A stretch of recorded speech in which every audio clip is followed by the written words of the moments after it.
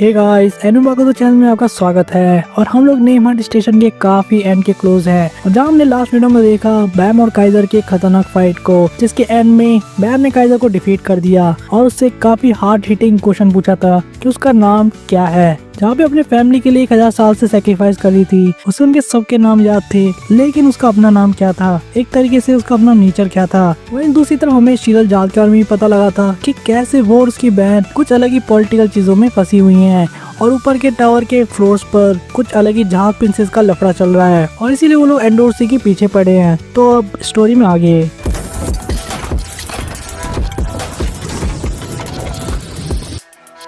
हम देखते सबसे पहले एनेक्जाद को, जो कि फ्लोटिंग शिप के बाहर थी और नोटिस करती एक लाइट बीम को जो कि बैम के अटैक से निकला था और वो सोचती है कि आगे चल क्या रहा है वहाँ पे। वहीं पे एंडोर्सी और लिलिल जहाज भी इस अटैक की वजह से होने वाले भूकंप जैसे वाइब्रेशंस को फील कर पाते हैं। एंडोर्सी सोचती है कि आखिर जमीन ऐसे कांप क्यों रही है, जहाँ पे लिलिल जहाज नोटिस करती है कि ये अटैक की वजह से जो कि गैलरी से आई है। वहीं दूर से एल्फाइन भी इस चीज को नोटिस करती है और वो सोचती है कि आखिर लॉर्ड काइजर के साथ क्या हुआ। वही हम देखते प्रेजेंट में, जहाँ पे काइजर के सामने बैम और कून खड़े थे, जहाँ पे काइजर अपने मन में सोच रही थी कि उसे सही में अपना नाम याद नहीं आ रहा, जबकि वो अपनी फैमिली को खुश रखने के लिए दूसरों के नाम चुराने में लगी थी। कितनी रिडिकुलस चीज है ये। जहाँ वो अब बैम से पूछती है कि आखिर तुम्हारे क्या इरादे हैं, तुम अब आगे क्या करोगे, क्या तुम मेरा नाम चुरा के इस पूरी जगह पे फग का राज स्थापित कर दोगे। लेकिन अगर ये ऐसा करता है तो एंडोर्सी जहाज अपनी प्रिंसेस की पोजीशन को मेंटेन नहीं कर पाएगी, क्योंकि वो फग के दुश्मन है। लेकिन बैम इस चीज से साफ मना कर देता है, कहता मैं तुम्हारा नाम नहीं चुराऊंगा, लेकिन मैं तुम्हारे नाम को खरीदूंगा जरूर। जिसको सुन के काइजर काफी सरप्राइज हो गई थी। और यहाँ पे पता लगता है बैम ने आखिर फाइट से पहले कौन सा प्रॉमिस काइजर से मांगा था। और बैम कहता है कि जैसा तुमने मेरे से प्रॉमिस किया था, अगर तुम फेस्टिवल में वैसे एंटर करती हो तो मैं तुम्हारे नाम को खरीद लूंगा, उतने पैसे देके जितने तुम्हारी फैमिली के सारे कर्जे खत्म हो जाए, और बदले मैं तुम्हारा नाम खरीद लूंगा। काइजर भी शौक होकर पूछती है सारे पैसे, वो भी एक बार में। जब एक कून अपनी बात को कंटिन्यू करते हुए कहता है कि ये पैसा फक के द्वारा पेड किया जाएगा, वही बिल्कुल तरीके से अनोनिमस होकर, जिसके बारे में किसी को नहीं पता। और अगर तुम एक ही बार में सारा पैसा वापस कर देती हो तो तुम्हारी फैमिली उस पैसे को खर्च नहीं कर पाएगी और तुम भी इस जगह से आजाद हो जाओगी। और बदले में हमारा ऑफर ये है कि तुम एंडोर्सी का नाम से वापस कर दोगी और सबको यही कहोगी कि एंडोर्सी तुमसे फाइट जीत गई। इससे एंडोर्सी की पोजीशन भी बनी रहेगी और उसकी इज्जत भी टावर में जस की तस रहेगी। ऐसे तो ये सब करने के लिए हमें काफी बड़ा पैसा खर्चा करना पड़ेगा यहाँ पर, एक तरीके से अंधा पैसा, लेकिन ये ऑफर हमारे लिए बहुत अच्छा है। जहाँ पे काइजर कहती है तुम इतनी सारी परेशानी उठाने के लिए क्यों रेडी हो भला।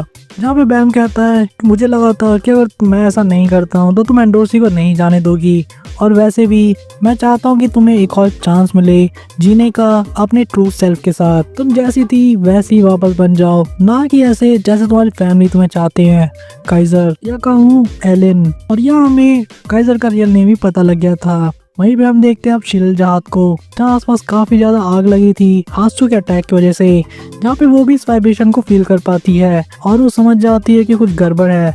और तभी उसके पॉकेट बॉल पे एक मैसेज आता है जहाँ लिखा था कि मैं बैटल हार चुकी हूँ, जहाँ पे उसे लगता है शायद एक काइजर का मैसेज है। और हम देखते हैं इस मैसेज में आगे लिखा होता है कि मैं अब ये सब चीजें बंद करने वाली हूँ और यहाँ पे जितना भी कुछ होता था वो सब खत्म हो जाएगा, क्योंकि मेरा जितना भी कर्जा था वो सभी एक ही बार में कोई देने वाला है। ये सब देखकर शीरल जाद थोड़ा सा इरिटेट हो रही थी कि आखिर यहाँ पे हुआ क्या एकदम से, और काइजर ने धोखा कैसे दे दिया, आखिर वियोल ने ऐसा किया क्या। और हम देखते हैं एक अजीब सी चीज, जहाँ शीरल जाद वहाँ से तुरंत जाने लगती है, ये कहते हुए कि कुछ भी सही नहीं हुआ, जबकि मैं इस घटिया सी गंदी जगह पर आई, मैं तो यहाँ से निकल रही हूँ। शिविशु उसे रोकने की कोशिश भी करता है और शीरल जाद रुकती है और पूछती है तुम ऐसा क्यों कर रहे हो। दिल पर शिविशु कहता है क्या तुमने जो थोड़ी देर पहले कहा था वो क्या सच है, उस प्रिंसेस के बारे में जिनके साथ तुम काम कर रहे हो। इस पर शीरल जाद कहती है क्यों, तुम पे भरोसा नहीं है। जिसमें शिविशु कहता है ये तो ऑब्वियस सी बात है, मैं तुम पर ऐसे ही भरोसा नहीं कर सकता क्योंकि ये बहुत बड़ी बात है। लेकिन शीरल जाद कहती है मैं थोड़े बहुत प्रैंक जरूर करती हूँ, लेकिन मेरी आदत नहीं है झूठ बोलने की। और शिविशु को बिल्कुल भी समझ नहीं आ रहा था। वो कहता है कि वो प्रिंसेस तो एक हाई रैंकर है, तो भला तुम जैसे रेगुलर के साथ मिलकर सही चीजें क्यों करेगी। लेकिन शीललजात अब इस क्वेश्चन को इग्नोर कर देती है और वहाँ से नाचते हुए जाते हुए कहती है कि अगर तुम्हें मुझ पर भरोसा नहीं है तो तुम्हें जो सोचना है सोच लो, मैं तो यहाँ से निकल रही हूँ। और वो जाते हुए अपनी बहन को भी कांटेक्ट करती है कि लिलिल यहाँ पे काइजर हार चुकी है तो चलो यहाँ से वापस चलें। और जाते वो कहती है कि हमें वैसे भी मारिया से भी मिलना है। अब जिस चीज को सिबी सुन लेता है कि आखिर ये कौन है।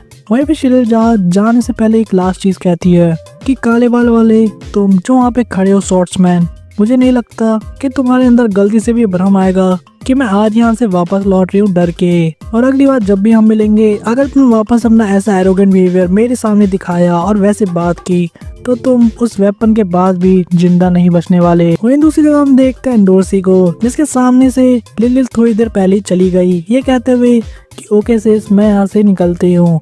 एंडोर्सी उस पर चिल्ला रही थी कि तुम कहाँ जा रही हो, लेकिन इस कॉल के आते के साथ ही वहाँ से निकल गई। वह एंडोर्सी भी नोटिस करती है कि कैसे वो अपनी बहन से बात कर रही थी और अपने मन में सोचती है कि सबको पता है कि एंड में प्रिंसेस जाद को एक दूसरे से कंपटीशन करना होता है और ये दोनों भी राइवल बन जाएंगे एक दिन, लेकिन फिर भी ये दोनों एक दूसरे का बहुत ध्यान रखते हैं। और जैसा कि न्यूज देख के लगता है कि जब मैं इन दोनों के साथ बिजी थी तब बैम ने काइजर को गैलरी में जाके हरा दिया, लेकिन अब क्या होगा बैम यू बास्टर्ड, क्योंकि अब सिचुएशन की वजह से एंडोर्सी का दिमाग खराब हुआ था क्योंकि उसका नाम टेक्निकली बैम के पास है। और सीन कट होके शिफ्ट होता है बैम के ऊपर जहाँ लाइट हाउस के ऊपर अपनी हीलिंग प्रोसेस को पूरा कर रहा था और ये लोग आ चुके थे फेस्टिवल हॉल के पास। वहीं पे कून बैम के टोकने पर पूछता है कि वो क्या कहना चाहता है और बैम से कहता है मुझे लगता है मैं चल सकता हूँ। और बैम को ऐसे लाइट हाउस पे लेट कर आगे तक जाना अच्छा नहीं लग रहा था क्योंकि ये उसे एक तरीके से बीमार दिखाता है। और सिर्फ इतना ही नहीं, बैम ये भी बताता है कि कैसे काइजर ने जो उसके वुल्फ ने उसके शरीर पे काटा था उसे पूरी तरह से ठीक कर दिया। लेकिन कून बैम को डांटते हुए कहता है कि चुपचाप यहाँ पड़े रहो, पिछले कुछ समय में तुम अपने आप को कुछ ज्यादा ही पुश कर रहे हो और पूरी जान लगा फाइट करते हो, तो इसीलिए तुम्हें भी थोड़ा सा रेस्ट करना चाहिए।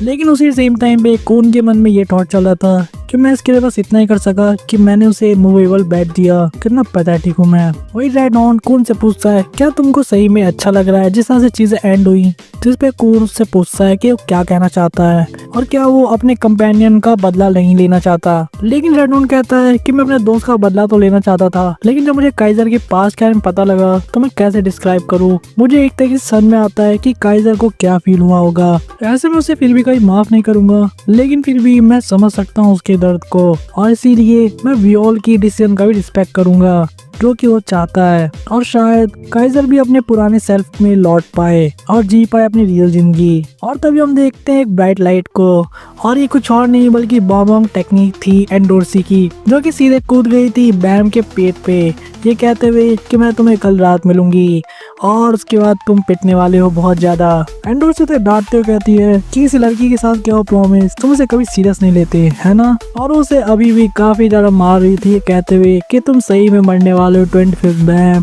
तुम्हारी हिम्मत कैसे हुई काइजर के सारे सीक्रेट जानने के लिए बिना मेरे बताए, और यहाँ तक कि तुमने उसका नाम भी ले लिया, इसलिए चुपचाप सब काइजर का नाम मुझे दे दो। जहाँ पे कून एंडोर्सी को रोकने की कोशिश भी करता है। बैम से बाबा कहता है कि हम बात करके चीजों को सुलझा सकते हैं, लेकिन एंडोर्सी इस मूड में नहीं थी, वो उसे लगातार फोर्स कर रही थी। वहीं पे खड़ा हासू मन में सोचा था कि एक प्रिंसेस के लिए इस तरह के मैनर्स बिल्कुल भी डिग्निफाइड तो नहीं है। वहीं बैम फाइनली एंडोर्सी से कहता है कि तुम चिंता मत करो, तुम्हारी प्रिंसेस की पोजीशन कहीं नहीं जाने वाली। जिस पर एंडोर्सी बैम का कॉलर पकड़ लेती है और उससे पूछती है तुम कहना क्या चाहते हो। जिस पर बैम कहता है मैंने काइजर के साथ एक प्रॉमिस किया है, हम दोनों एग्री किए हैं कि तुमने उसे हराया है और मैंने तुम्हारा नाम भी वापस ले लिया जो कि काइजर ने चुराया था।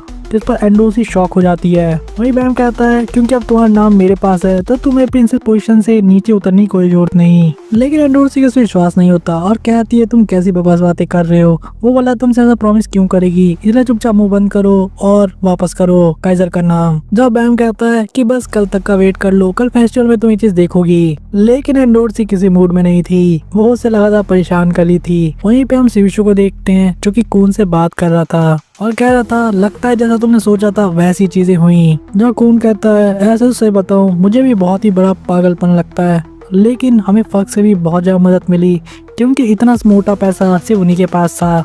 लेकिन मैम का कहना है कि यही सबसे बढ़िया चीज है इस पोजीशन में करने के लिए। लेकिन हम प्रेडिक्ट नहीं कर सकते कि फग अब आगे क्या करेगा। जहाँ पर हम देख पाते काफी टाइम बाद रैक को और योन को जो कि अब उठ चुके थे और र्यून तक भी सारी न्यूज पहुंच चुकी थी कि आखिर कौन कौन से इवेंट हुए और कैसे ऑक्शन के अंदर कल पेमेंट होने वाला है। और जब कून ने वो अमाउंट बताया जो कि काइजर की फैमिली के ऊपर कर्जा है, तो र्यून ने कहा कि ये तो एक तरीके की चिल्लर है फक के लिए, जो कि स्लेयर कैंडिडेट खर्च कर सकता है कभी भी, लेकिन फिर भी हम उन पे डिपेंड कर रहे हैं, यही चीज मुझे पसंद नहीं है। जहाँ पे सिविशो कून की बात को बीच में टोकते कहता है कि जिस तरह सिचुएशन में हम फंस चुके हैं, ऐसा लगता है कि इन सब की गलती हमारी ही थी और हमारी प्रिंसेस की वजह से ही तुम लोग भी यहाँ पे चीजों को ज्यादा कॉम्प्लिकेट तरीके से फेस कर पाए।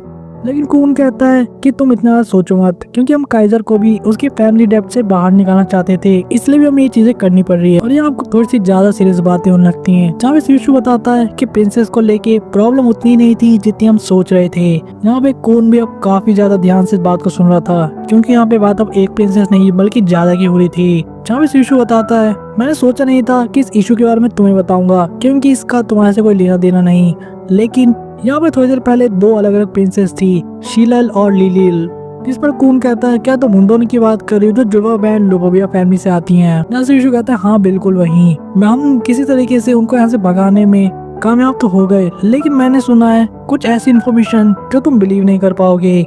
वो लोग कून मस्तानी जहाद के साथ मिले हुए हैं। ये कोई और नहीं बल्कि कून की बहन थी। तो ये सुनकर कून भी शॉक और सरप्राइज हो गया था कि ये मस्तानी जहाद की बात कर रहा है। वो हाई रैंकर इन रेगुलर के साथ मिलके चीजें क्यों कर रही है, ये बात कून को समझ में नहीं आई थी।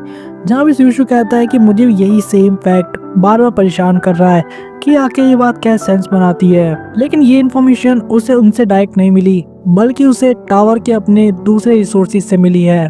और वो ये भी बताता है कि टावर के ऊपर के फ्लोर में प्रिंसेस के बीच में और भी ज्यादा कंपटीशन टफ हो गया है, जहाँ पे दो गुट बढ़ चुके हैं प्रिंसेस के, और खासकर दो प्रिंसेस आपस में एक दूसरे से बिल्कुल नहीं बनती और दोनों काफी टाइम से लड़ रहे हैं। और मुझे लगाता है कि शीलर और लीलल जहाद भी उन्हीं में से किसी एक की तरफ होंगे, लेकिन चीजें यहाँ बिल्कुल ही अलग है, क्योंकि ये तो किसी और प्रिंसेस के साथ हैं और इन सब में मैस्टनी जहाद का भी कुछ ना कुछ हाथ या इंटरफेरेंस है। और मेरी गट फीलिंग कहती है चीजें इतनी सिंपल नहीं जितनी दिख रही हैं। ये पॉलिटिकल षड्यंत्र कुछ ज्यादा ही बड़ा है। यहाँ तक कि मुझे ये भी लगता है कि बाकी और भी प्रिंसेस भी इनके साथ मिलकर काम कर रही हैं, जिनमें से एक बहुत ही स्ट्रेंज नाम था और वो नाम है मारिया का। ये नाम कून के लिए काफी ज्यादा शॉकिंग था। और अब हम दिखाया जाता है अगला दिन, जिस दिन फेस्टिवल होने वाला था, जहाँ एक अनाउंसमेंट की जाती है उन लोग के लिए जो कि पार्टिसिपेट कर रहे थे ऑक्शन में। और ये बताया जाता है कि 5 घंटे पहले ही, जो कि शेड्यूल टाइम था, उससे पहले फेस्टिवल चालू हो जाएगा।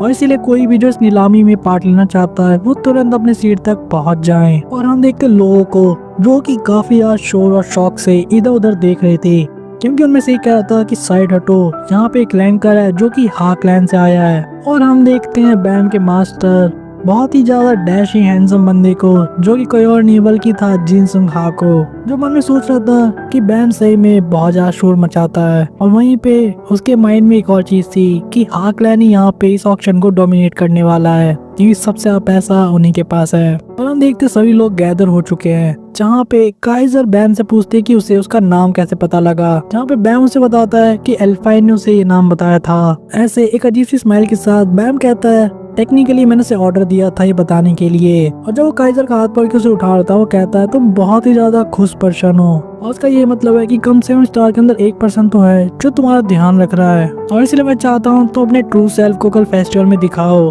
सभी के सामने, क्योंकि सभी लोग बहुत चक्के रह जाने वाले हैं जब वो तुम्हें देखेंगे। और हम देखते हैं प्रेजेंट में काइजर को, जो कि फेस्टिवल हॉल की तरफ जा रही थी, जहाँ दूर पर उसका मास्क पड़ा हुआ था, यानी काइजर अपना रियल फेस दिखाने वाली है। जहाँ पे मैंने सोची थी कि लगता टाइम आ गया मेरी फैमिली के कर्जे को चुकाने का। जहाँ हम देखते हैं कि बैम और उसके दोस्त रैक वगैरह भी दूर से इस फेस्टिवल को देख रहे थे। जहाँ कून कहता है लगता वो आ गई, जहाँ पे शिशु कहता है क्या वो सही में काइजर है, लेकिन ये तो बहुत ही ज्यादा सुंदर है। जहाँ पे हम काइजर का फेस पहली बार देखते हैं, जो काफी ज्यादा गॉर्जियस लगी थी। बाकी रेगुलर भी इसको देख के काफी ज्यादा शॉक हुए थे और उनको लग रहा था कि यहाँ पे स्लेयर कैंडिडेट को आना चाहिए था फाइट के लिए, लेकिन उसकी जगह लगता है एंडोर से जहाद आ गई।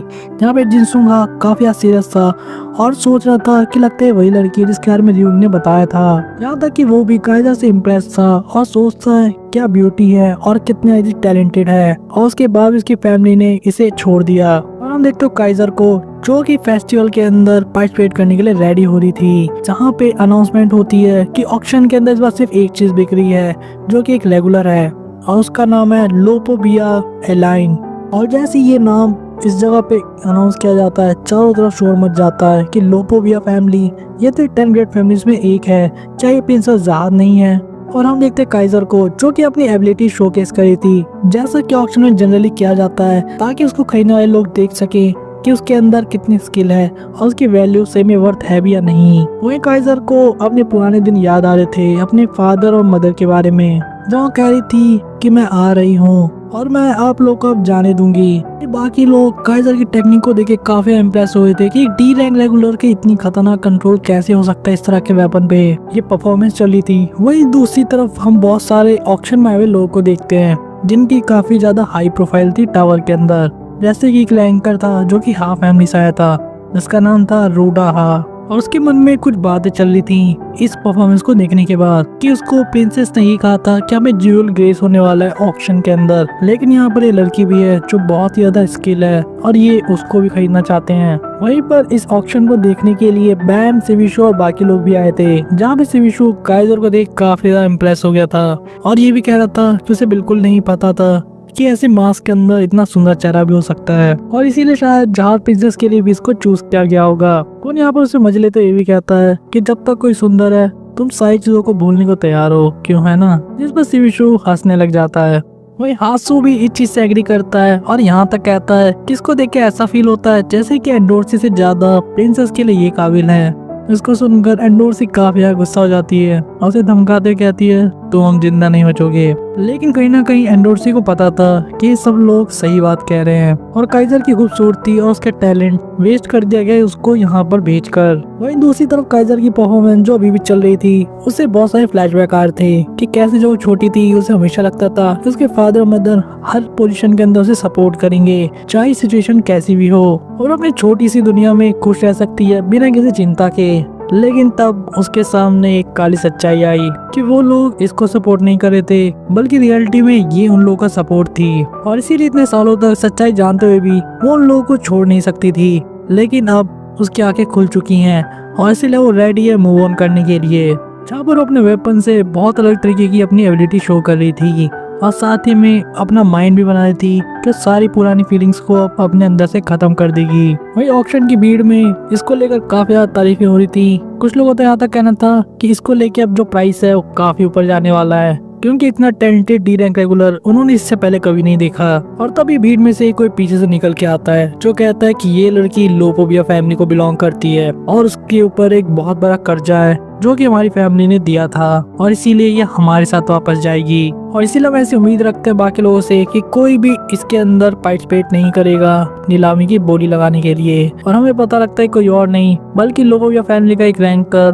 पॉर्प है, जिसे देखकर हाफ फैमिली का रैंकर इसे नमस्ते करता है और उसे ताने मारते कहता है तुम ऐसे यहाँ पर नहीं आ सकते और हमें मना कर सकते हो यहाँ पर नीलामी में बोली लगाने से, सिर्फ इसलिए कि वो तुम्हारी फैमिली से बिलोंग करती है। कितनी रिडिकुलस चीज है ये। स्टेशन के रूल साफ है कि कोई भी नीलामी में पार्ट ले सकता है जब तक वो किसी 10 फैमिली से बिलोंग करता है। और हमें यही पता लगता है कि अब ये पर्सन अपने मन में ही सोच रहा था कि चाहे कुछ हो जाए कितना भी खर्चा वो इन दोनों को अपने साथ लेके जाएगा, जैसा कि प्रिंसेस ने उसे कहा था। और वो साफ कह देता है कि हम इस लड़की पे बोली लगाने वाले हैं। जहाँ लोपोबिया फैमिली का रैंकर इसे समझाने की कोशिश भी करता है कि एक नॉर्मल से रेगुलर के लिए हमें आपस में नहीं लड़ना चाहिए, लेकिन हाफ फैमिली का रैंकर साफ मना कर देता है और उसे यहाँ तक कहता है कि रूल सभी के लिए सेम है और हम उस पे नीलामी की बोली लगाएंगे। अगर तुम्हें उसे खरीदना है तो उस पे ज्यादा पैसे लगाओ। और तभी दोनों चौंक जाते हैं जब कोई पीछे से पूछता है कि just out of the curiosity तुम लोग कितना खर्चा करने की सोच रहे हो। और ये बात किसी और ने नहीं बल्कि बैम के मास्टर जिनसुंग हा ने बोली थी, जब बाकी लोग उससे पूछते हैं कि तुम कौन हो और किस फैमिली से बिलोंग करते हो। जहाँ पे जिनसुंग हा सिर्फ इतना कहता है कि ऐसा मान लो कि बहुत जानी मानी नहीं है, लेकिन मुझे रेगुलर काफी पसंद है और इसकी स्किल काफी अच्छी है, इसीलिए मैं जानना चाहता हूँ कि तुम लोग कितना प्राइस लगाने वाले हो इस नीलामी के अंदर, ताकि हमें एक ही बार पता लग जाए कि प्राइस कितना ऊपर जाने वाला है, क्योंकि हमें टाइम वेस्ट नहीं करना चाहिए बिडिंग करने में। और 3 के काउंट पे हम सभी बिड करेंगे, जिस पे ये लोग भी एग्री कर जाते हैं। लेकिन उनको मनाने के लिए जिसुंग को उन्हें थोड़ा सा प्रोवोकेट करना पड़ता है, जो उन्हें ये भी कहता है कि तुम इतना डर क्यों रहे हो, तुम लोग तो सो कॉल्ड ग्रेट फैमिली से आते हो, क्या तुम इतना भी नहीं कर सकते। जिस पर लोपोविया फैमिली का रैंकर सोचता है कि वैसे भी हमसे यहाँ कोई खर्चा नहीं कर सकता, तो इसमें क्या बुराई है। और अगर कोई ज्यादा खर्चा करता भी है तो अच्छा ही हमारे लिए कि हमारा पीछे से छूट जाएगा और थोड़े पैसे भी एक्स्ट्रा मिल जाएंगे। जहाँ पर हाई फैमिली का रैंकर सोचता है कि कुछ ज्यादा ही कॉन्फिडेंट है, चलो करके देख ही लेते हैं। और वैसे भी इनको पता नहीं है कि मुझे किससे सपोर्ट मिल रहा है। प्रिंसेस के खजाने मेरे लिए खुले हुए हैं। जहाँ पर हम काउंटिंग को देखते हैं 1 2 3 और इसी के साथ सभी अपने अपने प्राइस बताते हैं। यहाँ पर लोपोविया फैमिली का रैंकर प्राइस देता है 60 मिलियन पॉइंट्स, हा फैमिली कहती 2 बिलियन पॉइंट्स और जिनसुंगा कहता है 10 बिलियन पॉइंट्स। जहाँ पे जैसे ये लोग जिनसुंगा की बोली को सुनते हैं इनकी फट जाती है, क्योंकि 10 बिलियन अमाउंट इतना बड़ा था जो ये दोनों तो अफोर्ड नहीं कर सकते थे अभी। हा फैमिली का रैंकर यहाँ तक कहता है कि 10 बिलियन पॉइंट के साथ तो बहुत सारे फ्लोटिंग आइलैंड भी खरीद सकते हो, एक तरह की छोटी सेना, और तुम सिर्फ एक रेगुलर पे खर्च कर रहे हो। जावा जिनसुंगा कहता है वेल ये उतना ज्यादा भी नहीं है और वैसे भी एक तरीके का ये फेवर है मेरे सबसे प्यारे स्टूडेंट के लिए। और इसी साथ जिनसुंगा वहाँ से ही कहते चला जाता है कि मैं अभी पैसे डिपॉजिट कर दूंगा, जिसकी वजह से इस गर्ल के ऊपर जितना भी कर्जा है वो सभी खत्म हो जाएगा। लेकिन चीजें यहीं खत्म नहीं हुई थी। हा फैमिली का रैंकर उसे रोक के पूछता है कि आखिर तुम हो कौन, अपनी रियल आइडेंटिटी बताओ। भला एक सिंगल पर्सन के पास इतना पैसा कैसे हो सकता है, आखिर तुम क्या करने की सोच रहे हो। जिनसुंगा अपना थोड़ा सा सर खुजाता है, कुछ सोच के फिर बोलता है मैं तो बस एक बुढ़ा आदमी हूँ जो कि इतिहास की किताबों से मिटा दिया गया बहुत लंबे समय पहले, और तुम लोग को इसके बारे में कोई चिंता करने की जरूरत नहीं है। मैं इस लड़की को नीलामी में नहीं खरीद रहा बल्कि उसका नाम उसे वापस कर रहा हूँ, और वैसे भी मेरा गॉड इसे बचा रहा है, तो इसके पीछे कुछ भी रीजन हो मुझे उससे कुछ फर्क नहीं पड़ता, क्योंकि गॉड का यही काम है। हम देखते इस टाइम पे बैम को, जिसके बारे में जिनसुंगा कह रहा था, क्योंकि वही है फक का नया गॉड। और उसके ठीक बाद हम देखते हैं यूरी का शॉकिंग रिएक्शन, जिसको ये इन्फॉर्मेशन मिल गई थी कि उसके भेजे आदमी ने ऑक्शन आइटम को मिस कर दिया है, और हमें पता लग जाता है कि हाफ एम जो रैंकर आया था उसे प्रिंसेस जहाद ने भेजा था। और अब यूरी उसे काफी ज्यादा डांट रही थी, क्योंकि उसने उसे कहा था कि ऑक्शन पे जो भी चीजें आए वो सबको खरीद ले, लेकिन हा का रैंकर ऐसा नहीं कर पाया। जहाँ वो इससे माफी भी मांगता है, ये कहते हुए कि जो दूसरा पर्सन आया था उसने काफी ज्यादा पैसे बीट किए थे। जहाँ पर वो साफ माफी मांगता कहता है कि जो अमाउंट दी गई थी वो थी 10 बिलियन पॉइंट्स, और अगर स्लेयर कैंडिडेट ऑक्शन के लिए होता तो हम शायद से ज्यादा भी खर्च कर देते, लेकिन उसकी जगह एक रैंडम सी रेगुलर थी जिसका नाम इस सेल में दिया गया था। यूदी भी चीज को सुन के थोड़ा शॉक हो गई थी, और इसके बारे में उससे एक बार वापस कंफर्म करती है, जहाँ पे उसका रैंकर उसे बताता है कि ये बिल्कुल सही बात है, और जिस आदमी ने ये बिडिंग की थी उसने सारा पैसा एक ही बार में जमा करा दिया। जहाँ पे यूरी भी सोचने पड़ गई कि बोला ऐसा कौन सा रेगुलर है जो इतना सारा पैसा खर्च कर सकता है, वो भी एक मामूली से डायरेक्ट रेगुलर पे। जहाँ पे उसका रैंकर उसे ये भी बताता है कि ये आदमी 10 फैमिली से बिलोंग नहीं करता, कम से कम ये तो नहीं जानता उसे। और अभी की न्यूज के अकॉर्डिंग ऑक्शन के अंदर कोई भी स्लेयर कैंडिडेट नहीं है, और जैसा कि इन्फॉर्मेशन उसे लोविया फैमिली से मिली उसके अकॉर्डिंग जो चीज सेल पे के लिए थी वो काइजर खुद थी। और अब तो यूरी और भी ज्यादा शॉक हो गई थी, क्या तुम काइजर की बात कर रहे हो, इसका मतलब वो हार गई। जारी रैंकर उसे इन्फॉर्मेशन देता है कि हाँ, जैसा कि यहाँ पे न्यूज चल रही है उसके अकॉर्डिंग एंडोर्सी जहाज ने काइजर को हरा दिया, और स्लेयर कैंडिडेट का यहाँ पे होना मात्र एक अफवाह थी शायद। यूरी को लगता है कि एंडोर्सी जाते बहुत ही एमेचर है, जिसको उसने फ्लोरो टेस्ट पे देखा था बैम के टाइम पे, लेकिन यहाँ पर चल क्या रहा है। और अब इसकी बात यहीं पे खत्म हो जाती है, लेकिन यूरी अब थोड़ी सोच में पड़ गई थी कि आखिर नियमन स्टेशन पे ऐसा क्या हुआ, उसे कुछ भी समझ नहीं आ रहा था। यूनी ने अपना प्लान भी ये बना रखा था कि जब बैम काइजर से हार जाएगा तो उसे ऑक्शन में खरीद लेगी और उसे मना लेगी ताकि वो फ्लोर डेथ पर ना जाए। लेकिन यहाँ तो कुछ अजीब ही चीज हो गई। लेकिन यूरी एक चीज समझ गई थी कि जैसा उन्होंने सोचा था वैसा तो नहीं हुआ, और बैम अब काइजर के नाम के साथ ही आएगा और इन्हें फ्लोरो डेथ पर जाना होगा उसके साथ। और इसी टाइम पे यूरी के पॉकेट बॉल पे एक मैसेज आता है जो कि था मिसेस कोन मैस्चनी का, यानी कि कोन की बहन का। इस नोटिफिकेशन को देख के इवान और यूरी दोनों और भी ज्यादा शॉक हुए थे, जहाँ पे मैस्चनी ने इन्हें मैसेज किया था कि वो इन्हें कांटेक्ट करे। यूरी जब उसे कॉल करती है तो यूरी से मजे लेते हुए कहती है कि मुझ जैसे बुद्धू सी प्रिंसेस को तुमने फोन क्यों किया है, क्या तुम ये पूछना चाह रही हो कि मैं कहाँ पर हूँ, जिस पे तुम्हारा क्या मतलब है, मैं कहीं भी हूँ, और तुमने मुझे ऐसे सडनली फोन क्यों कर दिया। इस पर हम पहली बार मैस्चनी जहाज को देखते हैं, जो कि अक्सर कह रही थी कि मैं थोड़ा सा बोर फील कर रही थी और इसीलिए मैंने तुम्हें थोड़ा सा कॉल कर लिया, और वो उसे एक शर्त लगाने के लिए कहती है जहाँ दाव पर होंगे दोनों के 13 माइंड सीरीज के वेपन। जहाँ पे मैचनी के पास था येलो मे और यूरी के पास ग्रीन अप्रैल, जो कि उसने एनेक जहाज से लिया था फ्लोरो टेस्ट पर। और इसी टीम इवेंट पे सीन शिफ्ट होकर हमें दिखाया जाता है ट्रायल ट्रेन के इंजीनियर रूम को, जहाँ पर हम किसी को देखते बात करते हुए। हम जो बातें सुन पाते हैं उसमें से कोई कह रहा था कि तुम मर चुके हो, लेकिन फिर भी मैं तुम्हारी मेमोरीज को एक्सेस कर सकता हूँ तुम्हारी मौत के बाद भी, क्योंकि तुम्हारे पास एक बढ़िया स्काउट की एबिलिटीज है। जहाँ पे ये पर्सन वो सारी चीजें जान लेता है जो भी हेल ट्रेन में अभी तक हुई थी। जहाँ पर किसी सीक्रेट स्पेस की बात हुई थी जो कि ट्रेन के अंदर बहुत टाइम से छुपा हुआ है, जिसको कोई बाहर वाला आज तक नहीं ढूंढ पाया। और ये आदमी इस मरे हुए आदमी को माफ भी कर देता है। ये कहते हैं तुम्हारी कोई गलती नहीं और तुम्हारे वजह से मुझे इतनी इंपॉर्टेंट इन्फॉर्मेशन मिली है। और व्हाइट का क्या है, वो जल्दी रिवाइव हो जाएगा। और हम देखते इस पर्सन का हाथ जिसमें ठीक वैसी रिंग थी जैसी की वैगनान के पास है। और हमें रिवील होता है ये पर्सन कोई और नहीं बल्कि खुद स्लेयर कराका है, जैसे यूरी जहाज के इस ट्रेन पर होने के बारे में पता लग गया। कराका की इस एंट्री के साथ टावर गॉड की एक्सप्लेनेशन वीडियो को यहीं पे खत्म करते हैं। और आने वाले वीडियोस में आप देख पाओगे क्या कि यूरी अब बैम के साथ मिलकर फ्लोरो डेथ पर क्या करने वाली है। वही अब उनके खतरे कितने ज्यादा बढ़ने वाले हैं, क्योंकि अब स्लेयर कराका खुद भी गेम में आ चुका है।